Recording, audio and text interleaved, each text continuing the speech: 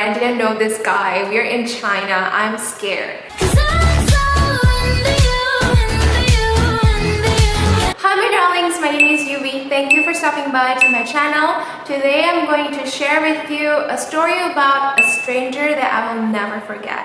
No, this is not my ex-boyfriend or cute guys. This is just literally a stranger that did something that I will never forget. So if you're interested to know what it's about, then make sure to keep on watching. So this story happened in 2012, if I'm not mistaken. I was still studying for my uni in Singapore and my family lives in Indonesia. And one night my dad called me and asked me if I want to join my mom, my dad, and also my younger brother to this exhibition, the Canton Fair in Guangzhou. And as someone who likes to travel, who likes to see new things, of course I said yes. I was super excited because, you know, going to this exhibition, getting to see people doing business, like this big industries, it amazed me so much. So of course I said yes.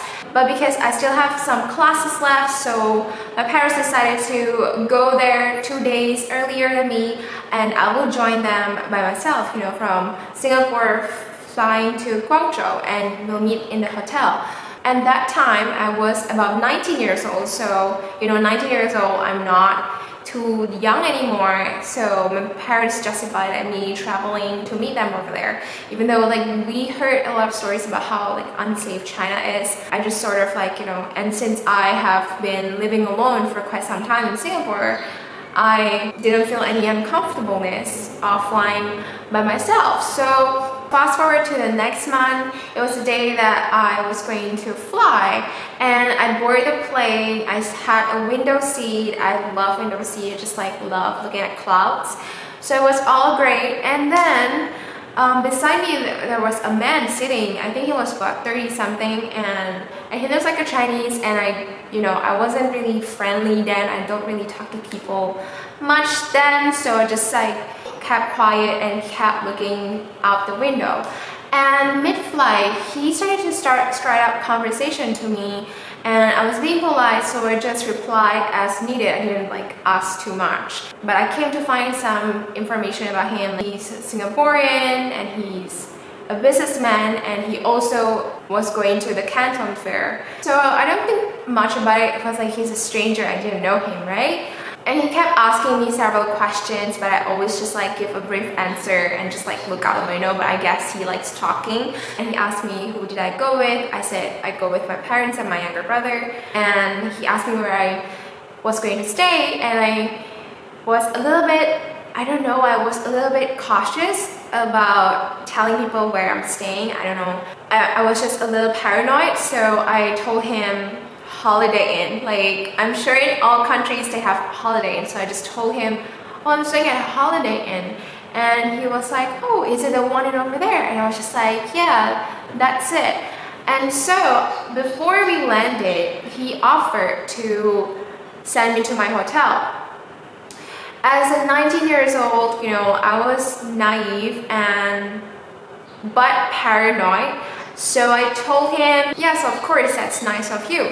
So once we got out of the plane, I was trying to walk faster than him because I didn't want to take the ride because I just want to leave, you know. I didn't want to take the ride. I didn't know this guy. We're in China. I'm scared. So I walked a little bit faster, and he sort of like walked faster too. So I was like, oh my God, I'm scared. So I quickly went into the female toilet, and because it was a long queue, so I presumed that he's already gone, you know. I think I took about like 15 minutes inside because it was just like a long queue. And when I got out, he was still there waiting for me. And he was like, you know, yeah, let's get the luggage and then let's leave. My car is already here. And I was freaking out. I didn't have any data for my phone. I only have my money and an address, you know. So I couldn't tell my parents that I already rich. So then I was a little bit freaked out. I was like thinking, oh my God, should I go with this guy?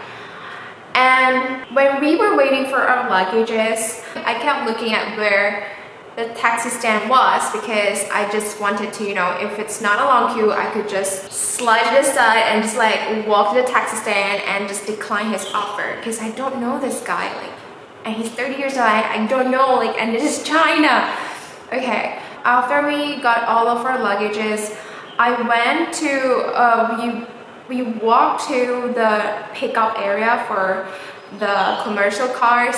And as we were walking, I saw the taxi stand, and the taxi stand was so packed. It was like a lot of people wanting to take taxi. And before that, I went to Guangzhou before, and I had horrible experience with taxi drivers. They drove so recklessly. My mom was screaming throughout the trip, and I was freaking out too. But as I was recalling this experience, and as I was looking at the taxi stand being so full, I thought, you know what? Maybe you should take the chance. And when we got to the pickup, he got this nice car. It was like, it looked legit, like, it looked legit. And I was already regretting when I gave the luggage to the driver, because I was already scared, like, but I didn't want to show it, so I just keep like quiet and like kind of smile, but like a scared smile. I'm not really good with like lying. I'm scared even if I smile, it looks so fake. But anyway, so he was sitting beside me, and I was sitting on the other side, and there was only the driver, and he was talking to the driver in Chinese, and I understand a little bit of Chinese. I don't understand all of it, so I was like trying to understand what were they talking, So he asked me, so you're staying at this Holiday Inn, right?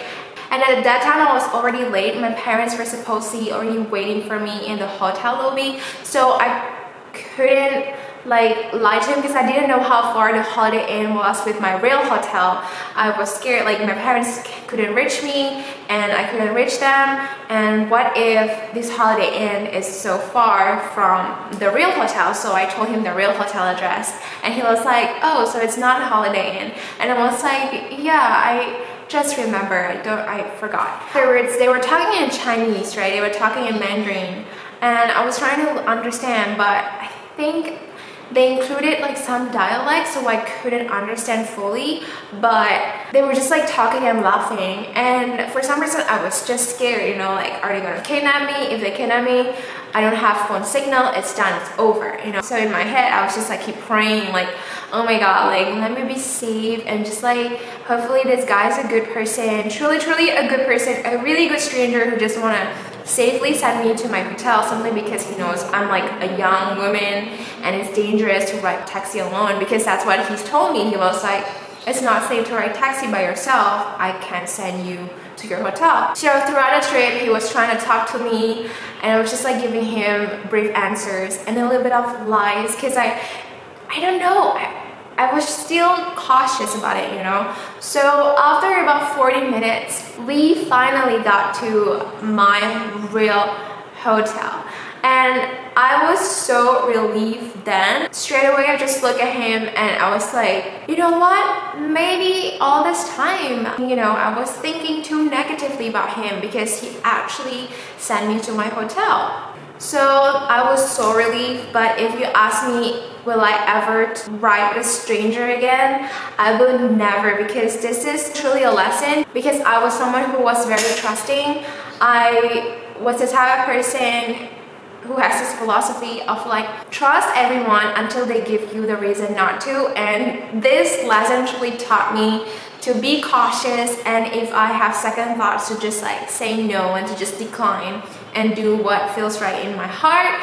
So this is the end of the story of a stranger that I will never forget. All this time I've been really lucky, but of course I've been more cautious since then. Please share with me a story about a stranger that you will never forget. Maybe it's something really nice, maybe something really scary, but do let me know in the comments down below, because I am dying to read your story. And thank you so much for watching. I hope that you enjoy this little story time. Do let me know if you like my story time. I may do more, and make sure that you subscribe to this channel and also turn the notification on.